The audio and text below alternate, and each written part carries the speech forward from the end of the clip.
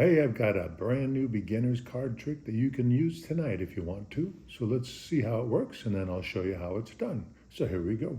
All right, so we have a deck of cards which I could hand to you, let you shuffle, cut them as much as you want. And you can do all this. I wouldn't even have to touch, I'm barely going to touch the cards in this trick actually. All right, so you feel good about it? Okay, now you hand it back to me. Now I need to find a couple of cards in the deck here. I think that one will work, and I think that one will work, okay? So I have two cards. Okay, we'll just set them over here for right now. We'll use them in a little bit.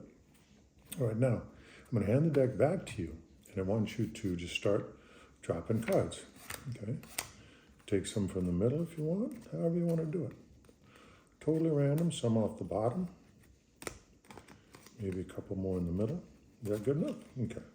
So we'll get rid of these cards. We're not going to use those anymore.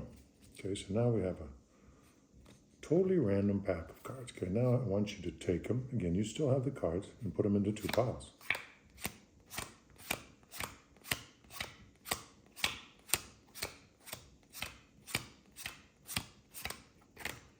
All right.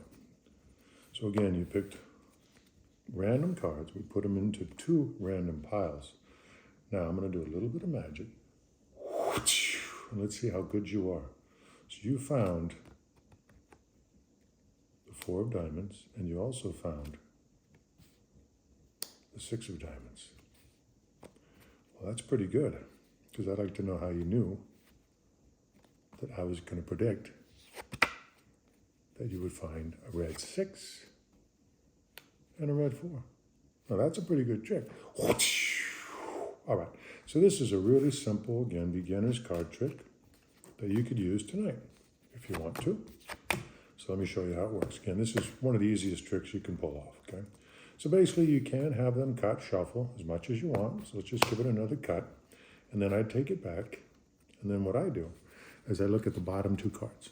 So the 8 of spades and the, well, black 8, red queen. That's all I'm thinking, okay? So I just glance real quick like that. Don't want to make a big deal about it.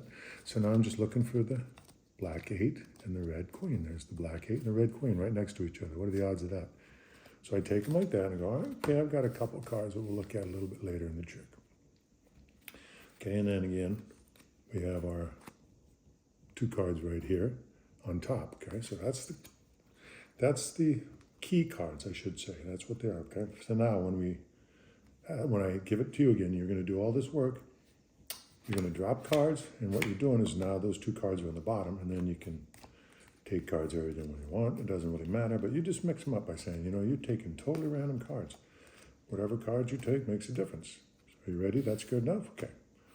All right, now what I want you to do is I want you to take the pack, and again, you're doing all this still. Put it into 2 piles, and now we're setting the trick up perfectly. The 2 cards will now end up on top after we do this. But people get mixed up. They don't remember all these steps. So you square them up, do a little bit of magic, whoosh, snap your finger, whatever you like to do. And then, of course, you go, how did you know where to stop exactly at these 2 cards? And how did you know that those were the 2 cards that I knew you would stop at?